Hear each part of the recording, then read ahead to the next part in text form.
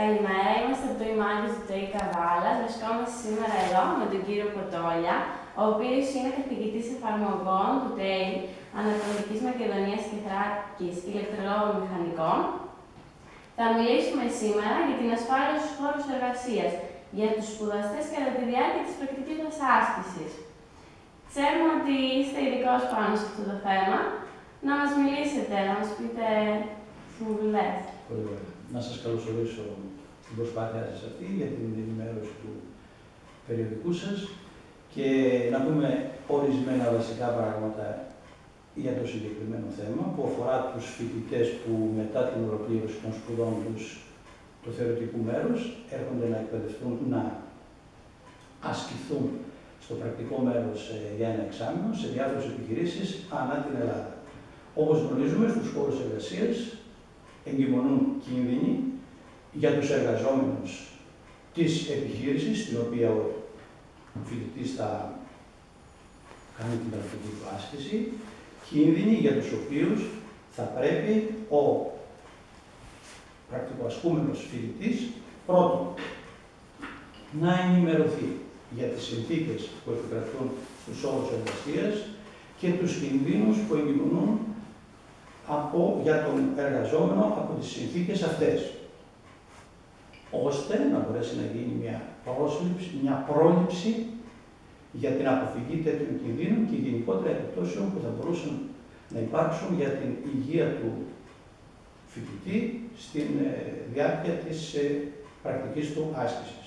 Όπως γνωρίζουμε, στους χώρους εργασίας υπάρχουν υποχρεώσεις σε ζητήματα ασφαλείας για τους εργοδότες και για τους εργαζόμενους. Και στη συνέχεια, η εφαρμογή των υποχρεώσεων αυτών οδηγεί σε αποτελέσματα που έχουν να κάνουν με την δημιουργία εκείνου του περιβάλλοντος όπου ο εργαζόμενος, στην περίπτωσή μας και ο πρακτικοασκούμενος φοιτητής, να εκπαιδευτεί σε συνθήκες που δεν εγκυμονούν κινδύνους αφενός, από την άλλη δημιουργούν εκείνες τις συνθήκες που θα μπορεί απρόσκοπτα να προσφέρει και να λάβει ζητήματα τα οποία έχουν να κάνουν με την πρακτική του άσκηση. Να αποφύγουμε δηλαδή τους κινδύνους που μπορούν να υπάρξουν στον χώρο εργασίας. Αυτό βέβαια έχει περισσότερη σημασία, θα μπορούσα να πω εντός εισαγωγικών, για τους φοιτητές της ΣΤΕΦ, της Σχολής Τεχνολογικών Εφαρμογών, γιατί θα απασχοληθούν προφανώς σε χώρους με μεγαλύτερη επικινδυνότητα, θα μπορούσαμε να πούμε, και λιγότερο για τους φοιτητές οι οποίοι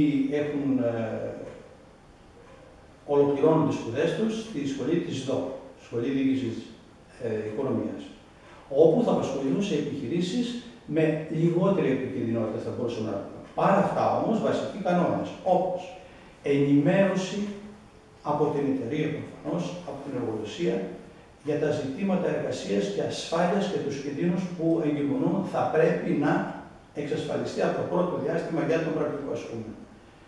Δεύτερον, από πλευράς του, να συμμορφώνονται οι υπόλοιποι προφανώς εργαζόμενοι και ο πρακτικοασκούμενος σε ζητήματα και στα μέτρα και στις οδηγίες για την ασφάλεια στους χώρους εργασίας και να υπάρχει μια στενή συνεργασία πέραν των υπευθύνων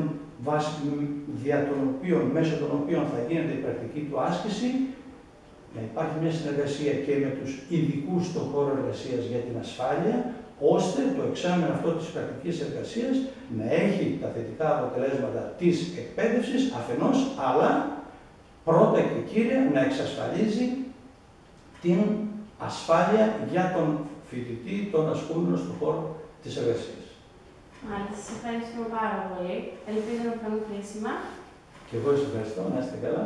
Εύχομαι καλή επιτυχία συνέχεια στο έργο σας. Ευχαριστούμε.